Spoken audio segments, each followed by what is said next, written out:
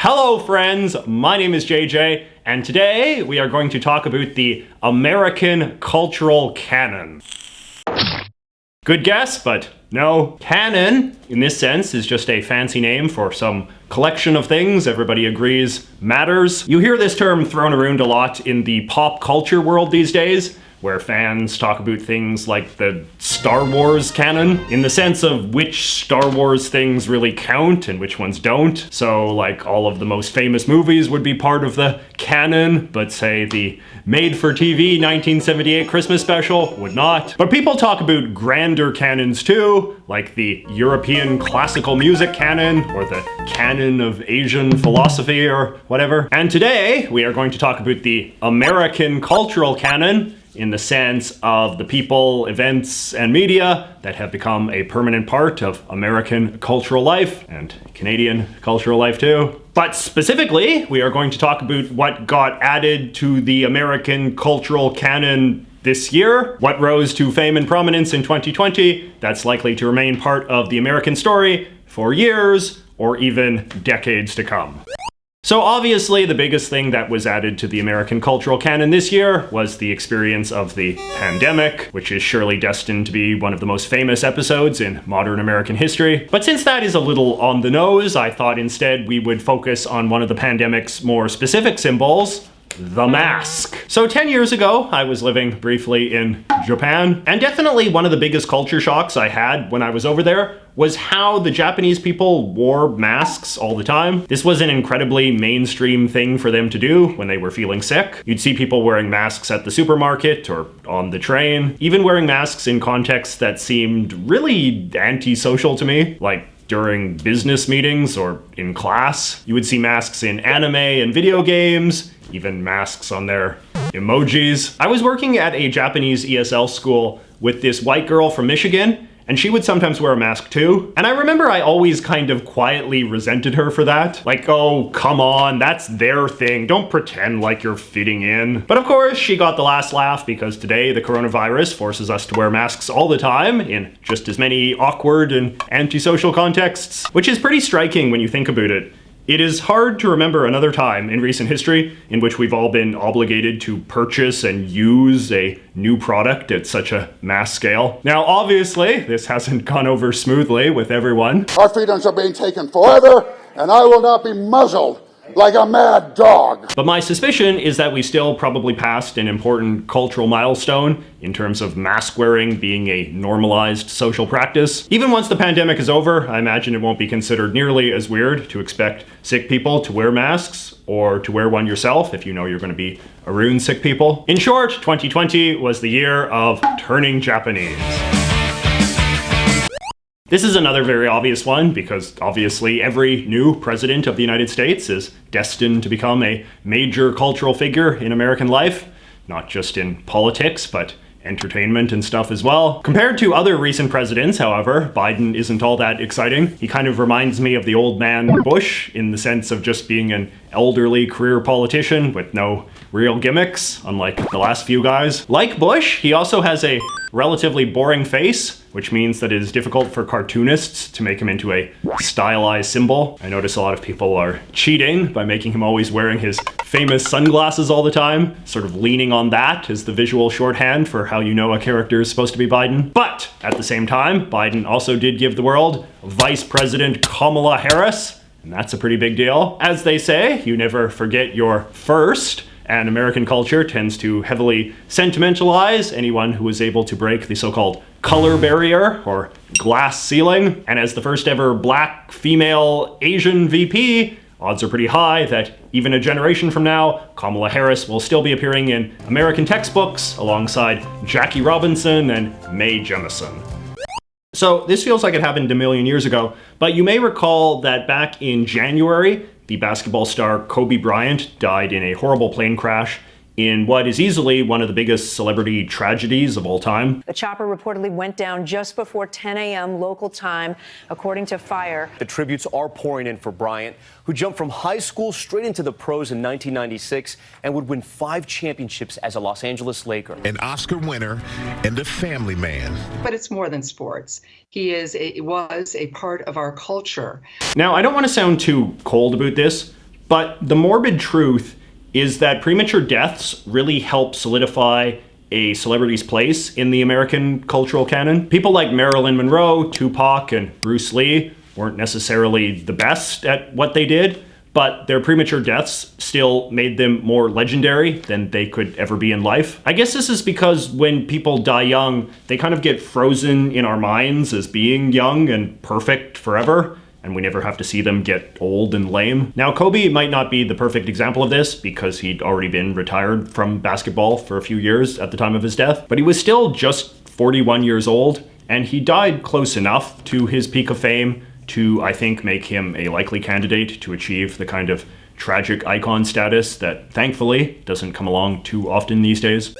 So this year was probably the most influential ever for the Black Lives Matter movement. If your community is anything like mine, you have probably seen a proliferation of signs like these in the windows of downtown shops and things. And of course, there are a number of cities across the US that now have this slogan permanently painted across their streets. But the whole BLM movement was too easy to cite, so I decided to go with George Floyd instead, the man who is often credited with indirectly starting the 2020 BLM revival, because of course his death at the hands of police is said to be the spark that ignited this summer's big protest movement. A lot of people have drawn analogies between George Floyd and Emmett Till, the iconic young man whose killing in 1955 is often considered one of the major sparks of the civil rights movement. Regardless if you think that's a good analogy, the point is that social movements often need an instigating symbol to rally around. George Floyd has accordingly become a household name, and this iconic photo of him has inspired art and murals across the US. 2020 seems like it was a fairly pivotal year for racial politics, and I don't think it will ever be possible to tell that story without George. All right, on a lighter note, this is another one that feels like it's been with us for a million years, but actually only became a big thing in 2020. Now, the idea of a Karen, in the sense of a very fussy middle-class woman who's very entitled and unreasonable, especially when dealing with retail workers, is obviously not that new of an insight. But it was not until this year that the idea that this phenomenon had a name really went mainstream. More than just a name, in fact, a face and a hairstyle. They were even selling Karen Halloween costumes this year, which is always a good sign that you've made it into the American cultural canon. The Karen phenomenon reminds me a lot of one of the great cultural legacies of 2019, okay boomer, or even this broader idea of using the term boomer as an insult. Both of these developments are significant because I think they really represent the degree that we millennials and zoomers are beginning to assert ourselves more aggressively and viciously in the whole generational pecking order. I mean, if you think about it, what even is a Karen other than a kind of updated stereotype about the appearance and behavior of an old woman? Our stereotypes of the old always tell us a lot about the values of the young.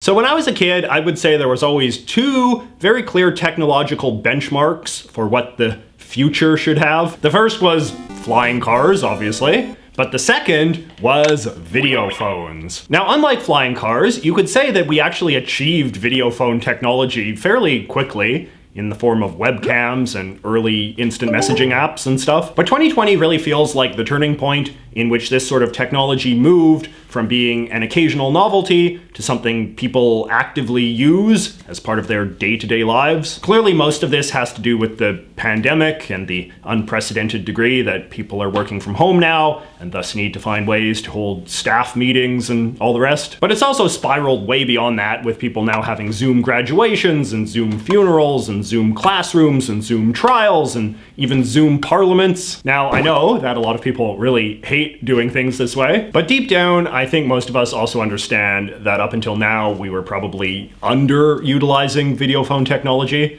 and that it's actually a lot more useful than we previously realized. One other thing I wonder about is whether the brand name Zoom will eventually become synonymous with all video phone type technology. The Zoom program really seems to have come out of nowhere and crushed all of its competition overnight. So I wonder if we're maybe dealing with the next Kleenex or Jell-O here, in the sense of a copyrighted name that eventually becomes used as the generic term.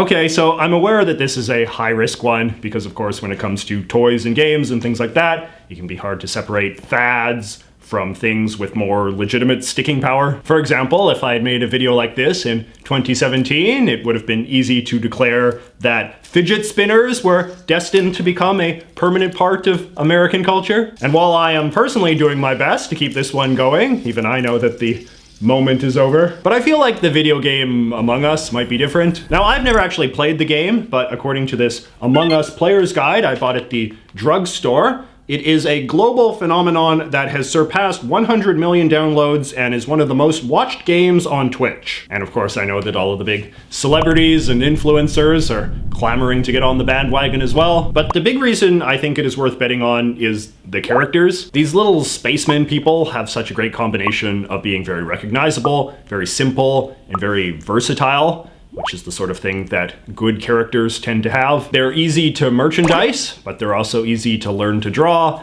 And since they have no real personalities, you can put them in any situation you want, in memes or comics or restaurant window paintings or whatever. If they play their cards right, I definitely think that Inner Sloth Games could have the next Minions on their hands. So keep your eyes peeled for boomers sharing memes of them on Facebook.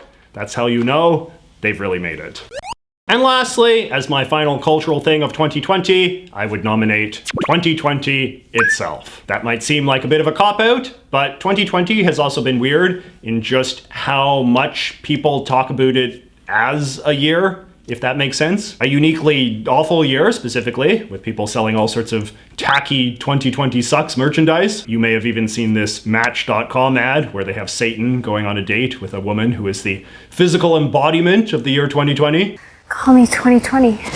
Of course, the idea of a specific year being uniquely bad is not new. You may recall that there was a lot of similar talk about hashtag 2016 being the hashtag worst year ever. But I think that 2020's terrible reputation might be a longer lasting thing for a couple of reasons. One is just that I don't think the pandemic is likely to be forgotten anytime soon. And particularly if the pandemic phases out by 2021, which of course we all hope and pray that it will, then you will have a very clear-cut case in which a very big event was very clearly tied to one specific year, similar to like 1945 or 2001. But I also wonder if 2020 is destined to be particularly memorable just because of how it looks. You only get years where the hundreds and thousands match up perfectly with the tens and ones once every century, and a perfectly symmetrical, divisible by 10 number only comes once every millennium. And we should never underestimate how much we humans are suckers for this kind of thing. I am really getting ahead of myself now, but if the post-pandemic future really does unfold in some unique or remarkable way, you could see everyone singling out the elegant year of